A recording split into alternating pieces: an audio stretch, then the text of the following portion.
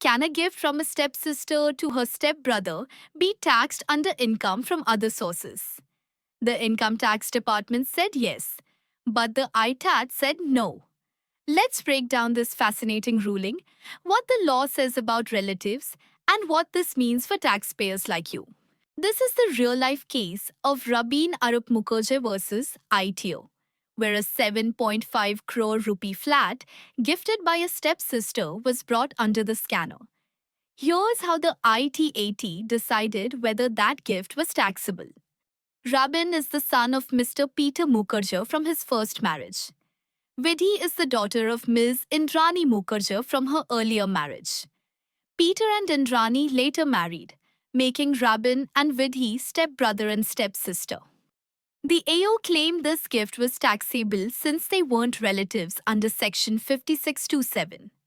Since step-siblings don't share a biological parent, he reopened the case under Section 147, calling the gift taxable.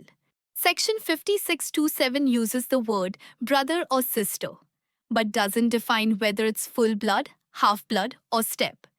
In common parlance, there are 5 types of siblings: full siblings, both parents; half siblings, one parent; step siblings, no shared parent but parents are married; adopted siblings. They relied on Black's Law Dictionary, Companies Act, and RBI Act, all of which include step siblings as relatives by affinity or relationship created by marriage. They also cited Section 215B of the Income Tax Act, which defines a child to include a stepchild. So, why not apply similar reasoning to siblings? Based on this reasoning, the ITAT ruled, yes, step-siblings are relatives under Section 5627. The gift is exempt from tax. So, the 7.5 crore rupee flat gifted by stepsister Vidhi to stepbrother Rabin was not taxable. Did you find this case insightful? Subscribe to at Accountably You for real tax stories and expert breakdowns that matter to your money.